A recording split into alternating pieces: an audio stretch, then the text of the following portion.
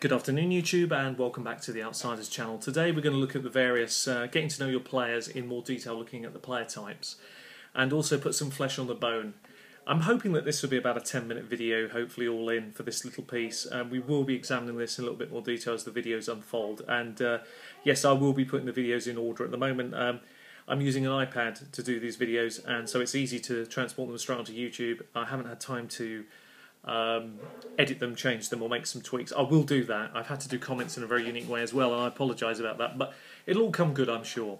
So let's look at the player types first.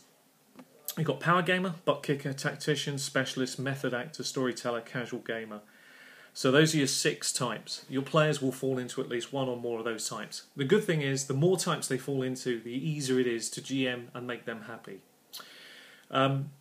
The power gamer is a person basically, I'm having to refer to some bits and pieces, some detailed notes I made because there's some really important stuff I wanted to get out, but the power gamer wants to make his character bigger, tougher, buffer, richer. Success to him is defined by the rule system you use, and this player wants more of it, so he wants all the splat books. He tends to see his PC as an abstraction, a collection of superpowers optimised for the acquisition of even more superpowers. That's effectively what they want to do. They love levelling up, they love all the detail, all the nuances, they love magic items, those type of people. They do exist, they're commonly out there. I'm probably one of them, I'd be honest. I do enjoy power game, but then I enjoy quite a few styles, to be honest. I do enjoy also the butt kicker. There's probably near enough everything I fall into here, I suppose. The butt kicker just wants to let off some steam. For him, the greatest word you can usher is let roll initiative. And he's probably going to be very happy. He just wants to beat something up big time. He doesn't care how it happens, and he's really not too worried about it.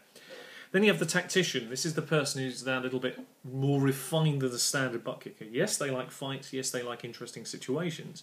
But they want to tactically deal with them.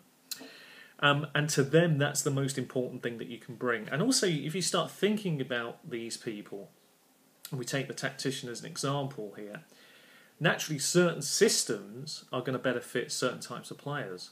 Because for the tactician, he's going to want to see those combat mats, he's going to want to see the figures, the details, the various other things, because he wants to be able to plan out his manoeuvres.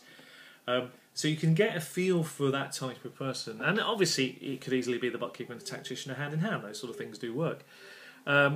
Then you have the specialist. You know the type, the person that favours one class over any other. Apologies about the noise in the background, that's Paige having a bath, by the way.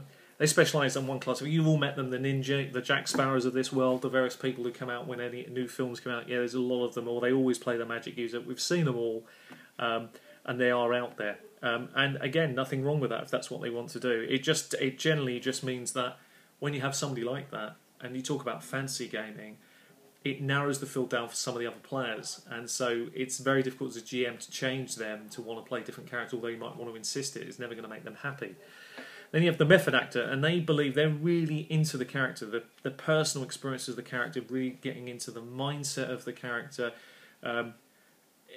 They're really into the creativity that they will bring to the character's backstory and all the nuances in there, and they want to see you putting that level of detail in there to really challenge the character, the honour, the various things that go on. Then you have the storyteller. He's like the method actor, but with a big difference. He's more inclined to the role-playing side of the equation and less interested in numbers and experience points. And you'll notice that those types of people love the story, the greater Machiavellian, the layers, the onion that you can bring to the whole thing. But they're not really interested in leveling up characters. And I've recently come across one of those really in depth, and he's one of the best GMs I've met, which is Tony Dixon. Again, I'm sure he won't mind me mentioning this. If you had to put him in a category, he's a storyteller. If I ask him to, could you please level up your Pathfinder character, he's not going to be particularly happy.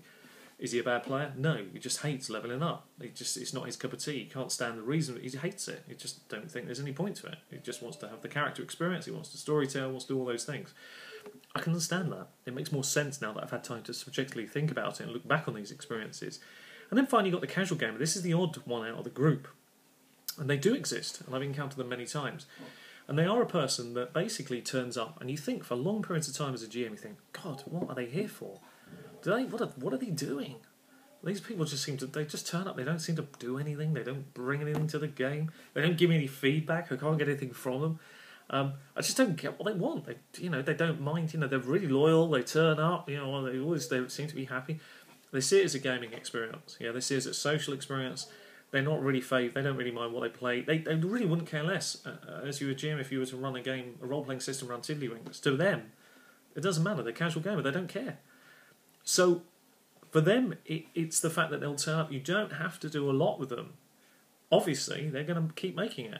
However, if you find their hotspot, keep doing it. You know, and you'll have a player that will then grow on to other things as well.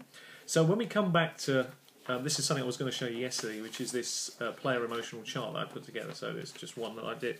Hopefully you can just see it there. And it's simply the player, the type that they fall into in their emotional kick. So it's fairly straightforward. So if we, for example, put on that list a power gamer, they're emotional. Obviously, the player, you've got the player, you know their types of power gamer. That's their primary driver. And if they've got more than one, you need to think about which driver is more powerful. And we'll talk about that in a later video. But let's, for argument's sake, that this particular person's main power drive is power gaming. So the emotional kick to them is obviously going to be the whole experience about the character building up, the experience that they gain, the treasures that are in your game, all the depth behind that system. Now, if you've got a lightweight system that you're using, that person could easily be switched off unless you can do a number of quite clever little tricks as a GM to keep their interest in there. So you can see the point, hopefully, behind this and why it's so relevant. And we are going to look at the yin and yang of the different systems. And you'll notice I've put, later on, you'll see, I've put a very simple system together about you can easily weigh up where a particular role-playing system fits in. And then it's easier to see where the drivers are and what type of players that will gravitate more towards one system or the other. So again, it'll all start to make more sense. So you will have, as you start to think about these things now, what you should be doing in your own mind's eye is that you're thinking, where do my players fit in? What type of person do they fit into? Or do they fit into more than one type? And what are those types? What are the things emotionally that are really going to kickstart them to really engage in my game? And at no point so far we even talked about what the system is or what the story is, because those things will come when you really engage your players. I remember saying, I think it was in the first video, that the sum of the parts can be greater than the whole. And that's the reason why. When you understand the audience, their part in it, suddenly their little parts become greater than the whole experience, and it elevates your campaign into a massive success. And it's because of these little details. And this is why we're just setting the seeds at this point and going to be building on this experience and keep taking it forward. I suppose this leads me then to sort of remind you of something we mentioned on the previous video again, just so it sinks in. That this is the reason why as a GM you have to compromise a little bit your personal preferences, your personal styles. Not to the degree where you are going to be bored, far from it, but to the degree where you have to think what I'm writing or what I'm going to run as a game. This is why it's so important. If you're going to run your own stuff, it's easier to tailor-make for many reasons. Your audience, because you're designing it. And I would urge any new GMs to move from the pre-written as soon as you feel comfortable, or adapt the pre-written to fit the audience better. So if there are things in that pre-written stuff that just aren't going to work with your audience, change them. And that's part of the experience of becoming a greater GM. Now, on that point, one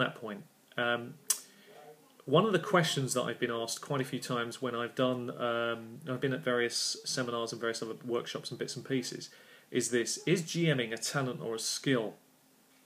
Now, this is a can of worms. I'm going to try and answer this question because it was asked again in an email very recently, and it's great to bring it up in here because it will become relevant. Why? And let's try and quantify that a little bit. So basically, in other words, is it an innate ability that some of us have and that some of us don't? And if you don't, then obviously it's a talent. I suppose, realistically, at this point within the hobby, the investment in the hobby from the games manufacturers has always been into the product itself, the various paths, the various modules, the various splat books, bits and bobs like that. It's always been put into that as an investment, but never into the GMing part. So actually, yes, it's a talent, because not everybody possesses the skills necessary, to be perfectly honest with you, at this stage, to be able to do it. Because a lot of you people out there will have, natural qualities that you would bring to GMing. That's why you're successful. That's why you took the chair. That's why you were successful in doing the chair. That's why people said, yeah, it's a really good game. I'm really enjoying it.